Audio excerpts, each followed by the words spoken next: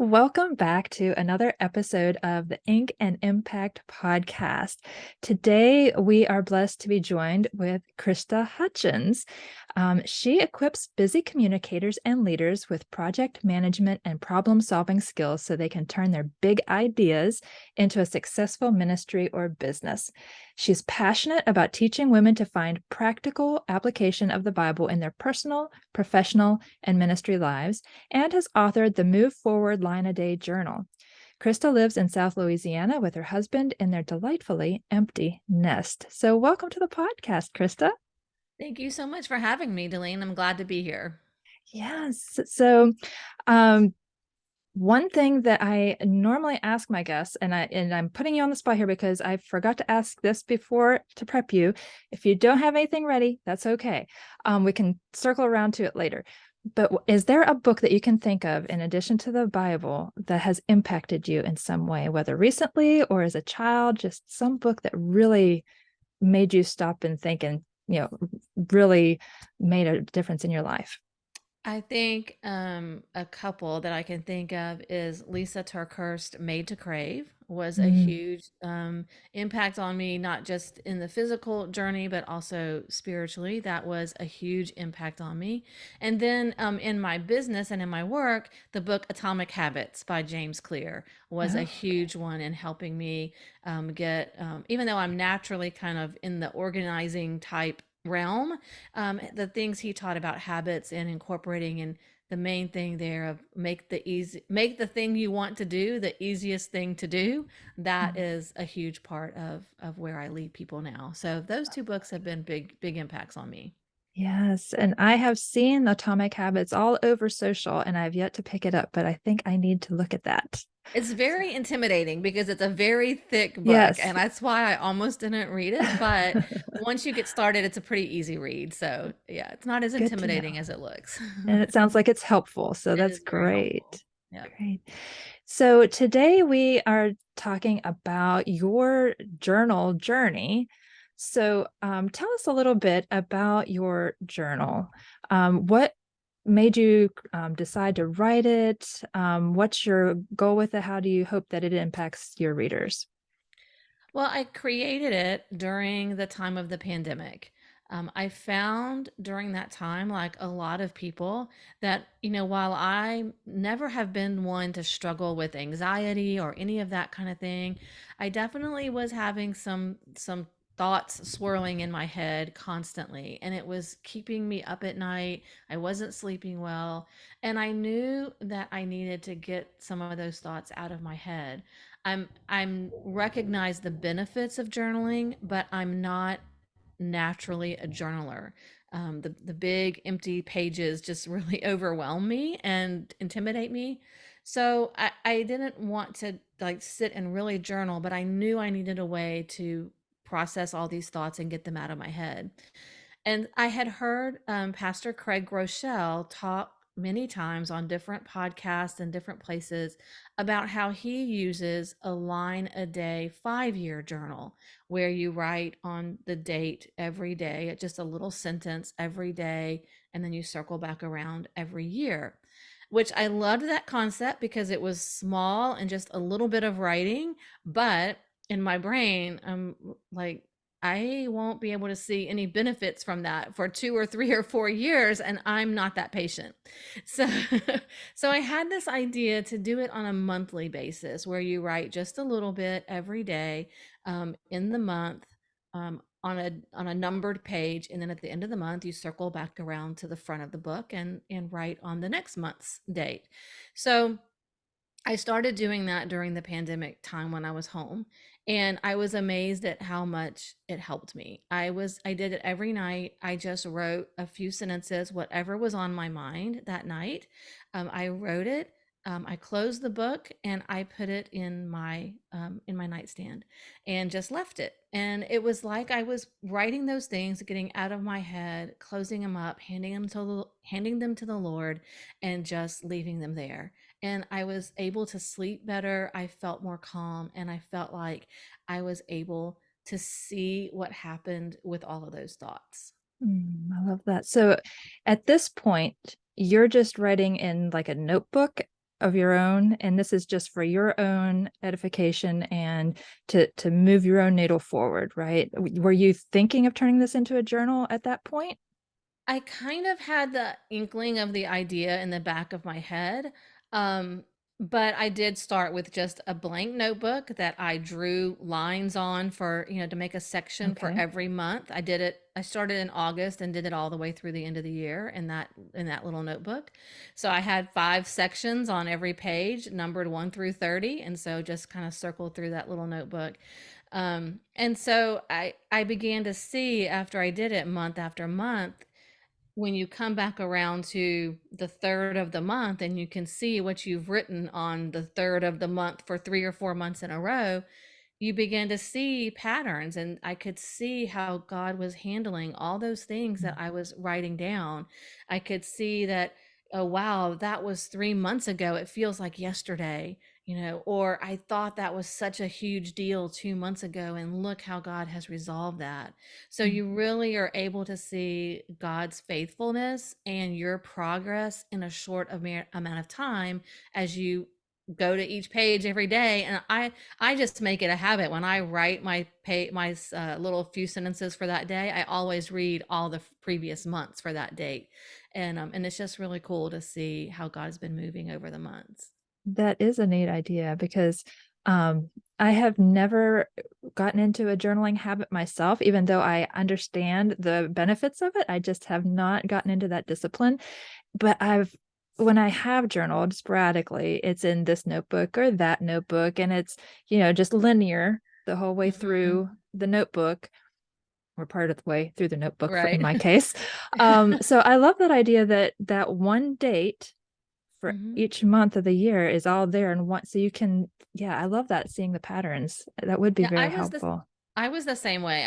I see the benefit of journaling, and I have lots of friends who journal. Hmm. But for me to sit down and write and write and write in a journal, it just has never been something I was really drawn to.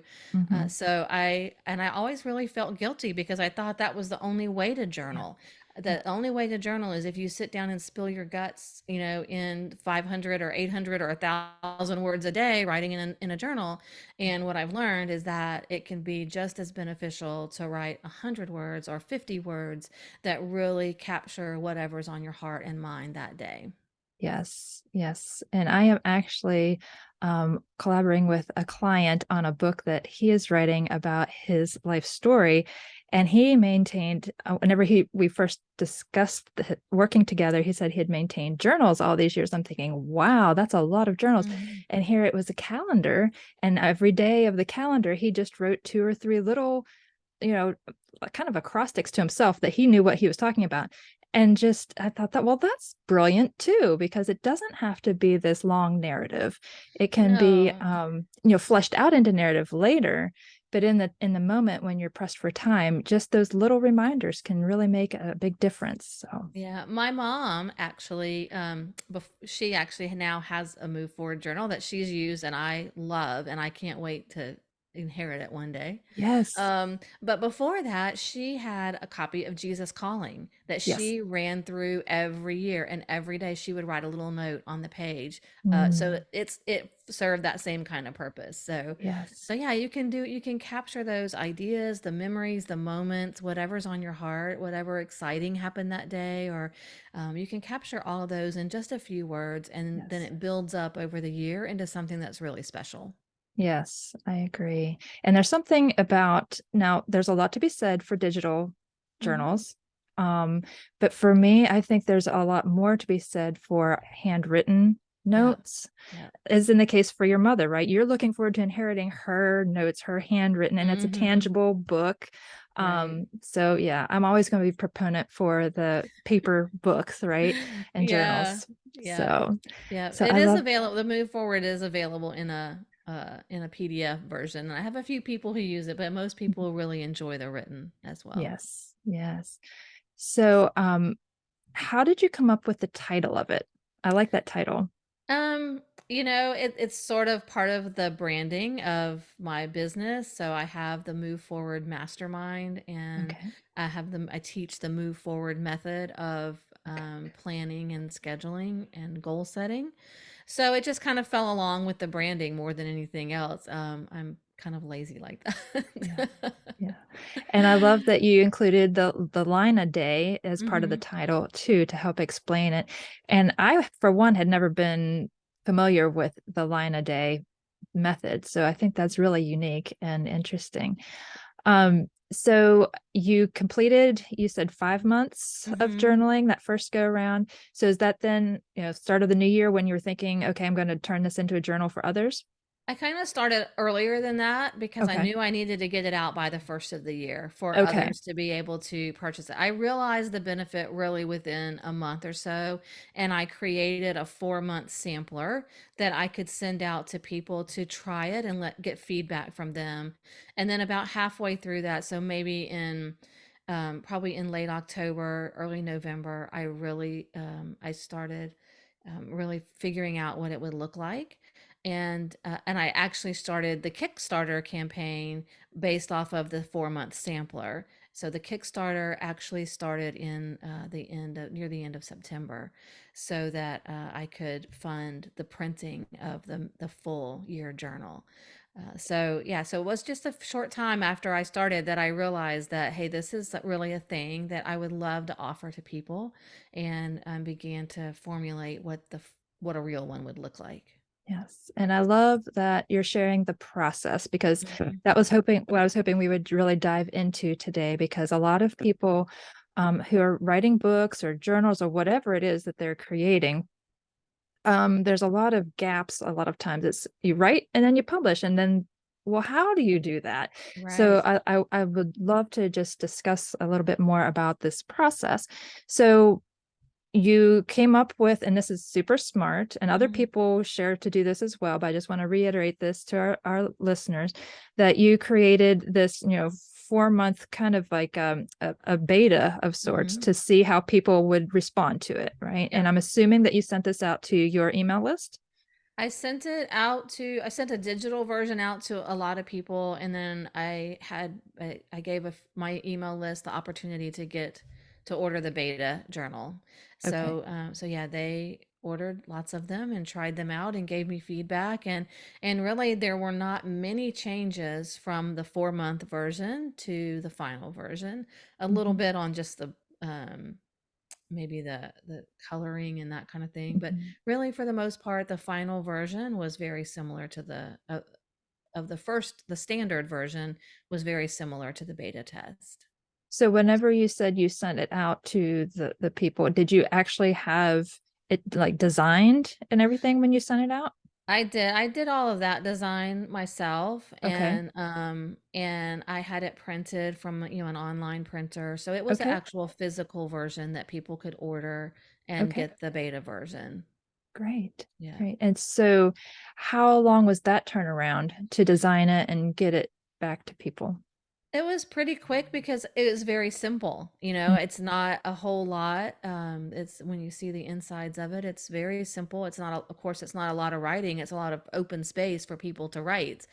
Mhm. I came up with a few little things, what we called checkpoints along the way, so that every month you had a chance somewhere in the middle to, check in on your goals, Mhm. or, kind of write just a couple of words from a word bank that described how you were feeling.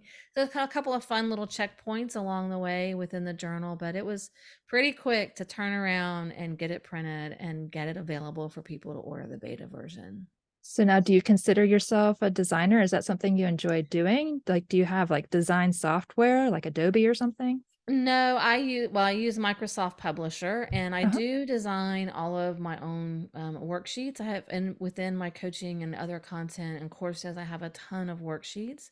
I don't really consider myself a designer. It always reflects my personality, which is, it's very square, it's very boxy, is very open. It's not super fancy and pretty. So it's just really wanted to put the focus on the process and not on the design. The design feels comfortable, but it's not about the design, it's about the process. I love, love, love that. And I love how you were able to confidently, embrace your personality. Yeah. in the book. And I encourage that for anyone else, whether you're writing a novel or whatever, and as fiction writers too, we often say, or we hear, and it's true, that you should have an opt-in or something, right? And nonfiction authors too. You Hmm. need something to attract, readers. And so often, and I have been so guilty of this, you want to make it so pretty and so perfect. And so you get lost in the weeds for weeks or months creating this freebie when it Yeah. doesn't have to be that way. It could Right. be very simple. It does. I mean, I think it needs to be more than just a plain Google Doc, or just something. Right. It needs a Yes. little bit of design, but it doesn't have to be beautiful, perfect. You really want people focused on the content and not Yes. on the design. Such a great point. Love that. So then, did you have in mind initially to do Kickstarter, or was that recommended to you by someone?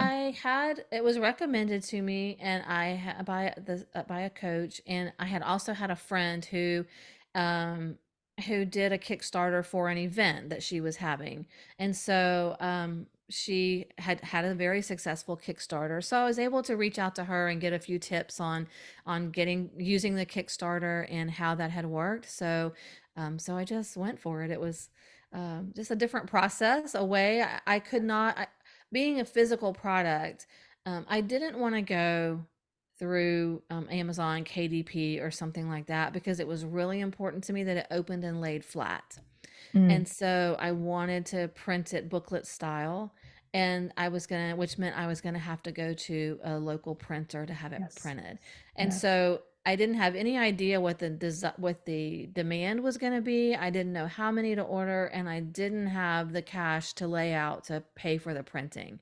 So the Kickstarter gave me a way to raise that cash to pay for the initial printing so that I've been able to stay in the black on this whole operation since the beginning. So that's been really, really helpful. Yes, that is such a blessing because if people are unfamiliar, offset printing is expensive. You have a lot of manual labor on the printer's part, but also you have the cost of paper and the binding itself. Yeah, so it can add up very quickly. Plus, you also need to know how much to order, and you're going to house that inventory Right, when you do the offset. Whereas the KDP and other print on demand, you just order and they print it as after you right, order. right. So just wanted to share that with everyone. So how did you determine your campaign goal? How did you determine how much to ask for? Um, I I just picked a number, honestly. I Okay. started at 1500. I think that was enough for me to get maybe 200 copies. I Mhm. think was the goal there to print 200 copies. And so I started at 1500 and I said, "Okay, well that would make me feel good. To get 200 copies of this out in the world would make me feel good." And so 1500 was the initial goal. Nothing more fancy than that. Yeah. I did have a quote from the printer. I had sent a file from him to be able to, I found a fantastic local printer Yeah. here in my local area who went above and beyond. He's been fantastic. And Yes. so I knew how much it would cost me to get them, and I just priced it that way.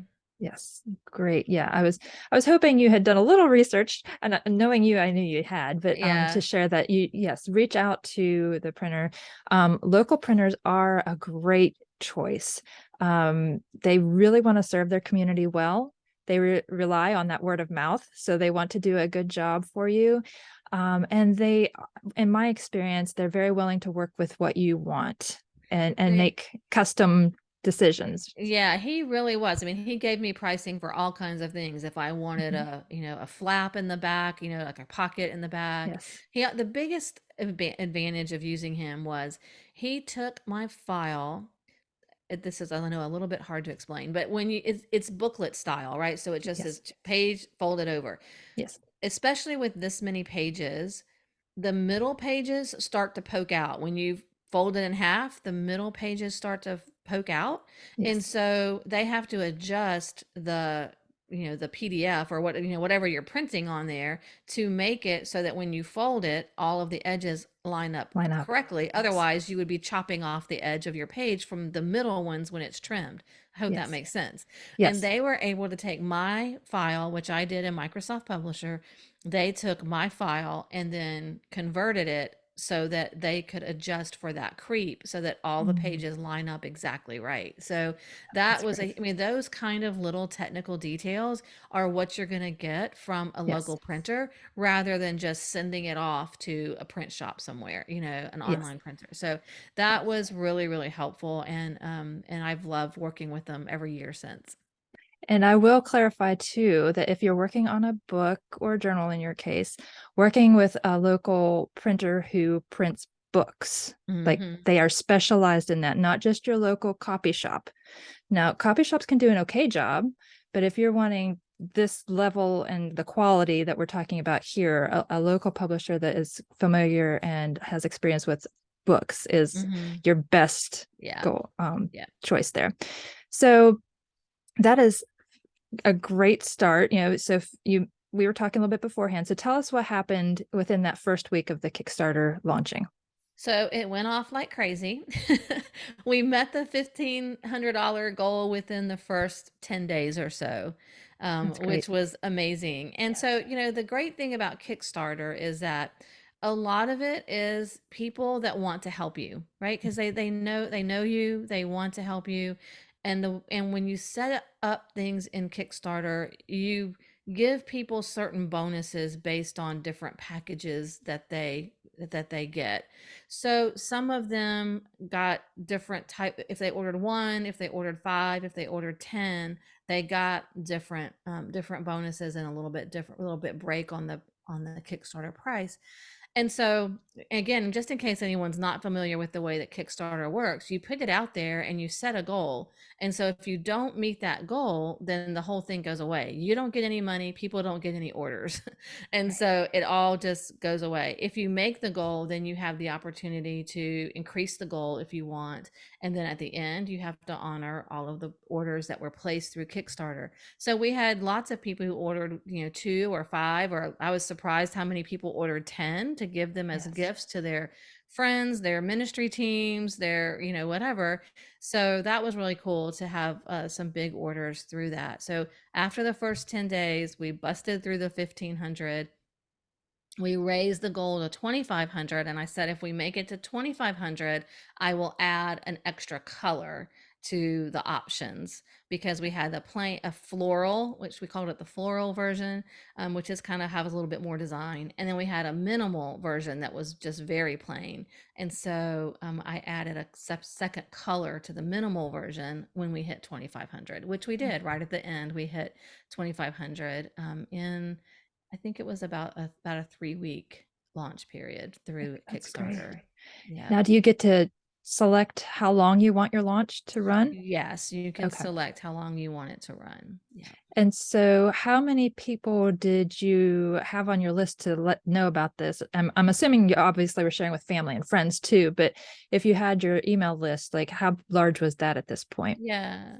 My email list was around 2000. I kind of keep it at that around Mhm. 2000, so if people don't open, every 6 months I clear them out. So I keep it around between 2000 and 2,500. So it was about that when I launched this, and then my social media following is about the same size. Okay. So I had, a good chunk of people who Yes. were so there were people who, of course, people love the idea, and then there's also people who want to support you in what you're doing. So Yes.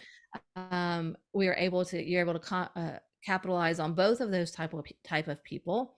But then Mhm. also it's listed on Kickstarter, and there are people who just go through Kickstarter looking for gifts and things that they can support. And I actually did, when I got ready to set up my campaign, I went and looked at several Kickstarter pages for different types of journals. Some that, and it's very obvious on the Kickstarter when it tells you this campaign met its goal, or this campaign did not meet its goal. So I Okay. was able to compare pages that did meet their goals and the pages that didn't, so that I could create my page with some of those best practices. Yes. And I'm curious, was a video one of those best practices? A video is one of those best practices. And Okay. here is the biggest difference between a traditional sales copy page and a Kickstarter page. People in Kickstarter are interested in your story and your journal. I'm sorry, your story and your journey. Whereas a sales page, a regular typical sales page, is more focused on the person who's buying, what Yes. their pain points are, what benefits there are to them. On a Kickstarter, people want to know about your journey.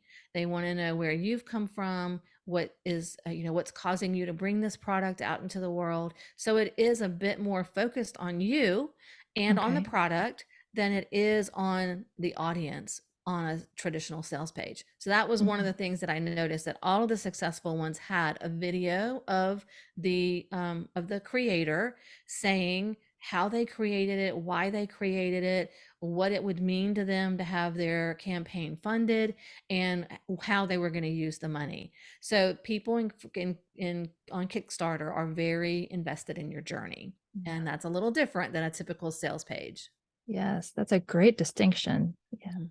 So you decided to create a video. Did you go and spend a lot of money with some kind of video production company, or how did you create that? I um I can't remember how I connected with him, but it was, um, I know how I don't remember how I connected with the person who told me about him, but it was a friend of a friend, Okay. a young friend down the street from me who was a pastor in a church, a local church. He had a college student who was into videography Okay. and did it for their church. And so I just reached it out to him, and he came to my house, and he had all the lights. He was not just a kid with the iPhone taking Right. videos. He had real video equipment, lighting, and all the microphones and the whole That's thing. great. So he came to the house and did it, and he didn't charge me. It was like $300 for the video, which was Wow, not that's outrageous great. for a custom 30, I think it's like a 2.5 minute video with music and lower thirds and the whole thing. So Yes. he was really super helpful, and I really appreciated that. And it's a great video. So Mm, on your journal page, which we'll be sharing the link to that, you can see that video too. But so we talked about the goal and the length of the campaign and the best practices. Um, what did you like best about the overall Kickstarter process? and I'm such a numbers person. It was really fun just to watch the numbers tick up, and also it does, Kickstarter does have some pretty good analytics on it, where you can see, if you create the right kind of links, you can see, oh, these sales came from my social media, these came from my email list, so I could see, like, when I made a little push somewhere, I could see whether that was helpful or not helpful. I ran some Facebook ads to the Kickstarter, and so I was able to see where all of those things were coming from. So Yeah. that, to me, as a data junkie, that was fun. And so that part was really fun. And I think also it was just really fun hearing from people who were excited about what I was doing, Mhm. and wanted to have the same benefits in their lives and the lives of people that they knew. I love that. So this wasn't just throwing up a video and walking away from it either. You mentioned Mm-hmm. about ads. I'm sure you kept occasionally reminded your email list Yep. about the Kickstarter. So it is a little bit of a time, you know, commitment, Mm-hmm. but it's also, a book project, and projects take effort, right? Yes. And commitment. But look at the payoff at the end. You learned, not only did you get the money to fund the project, but you learned that people needed what you had to offer and they Yeah. were interested in what you had to offer. So, that's just successful on so many levels. And I think that's great. Um, I'm just curious, is there anything that you wish you had done differently? Um, Gosh, I really can't think of anything. I just, in the overall process, not specifically related to Kickstarter, um, So this was 2 years ago. So I've been through, this is my third season of selling the journal. So over that time, I've upgraded the packaging. I've added a second version, a more deluxe version with more content in it. So I think maybe at least some of the packaging the first year, I would have liked to have a little bit nicer packaging.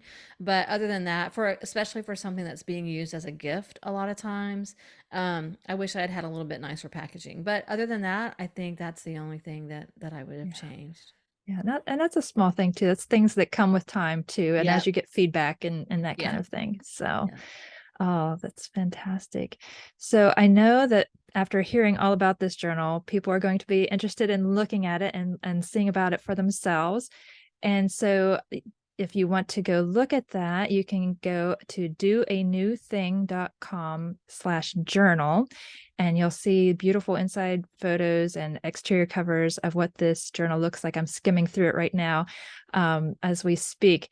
So you also said that you have a special offer for everyone listening. Would you mind sharing about that, Christa? Absolutely. If you go to the journal page and order any of the versions of the journal, you can use the code INK10, INK, the number 10, to take 10% off of your journal order. And I also want to mention too that I've done for several groups or organizations, large bulk orders. I had one group who was doing a men's retreat and they ordered 50 journals to give as the gift at the men's retreat.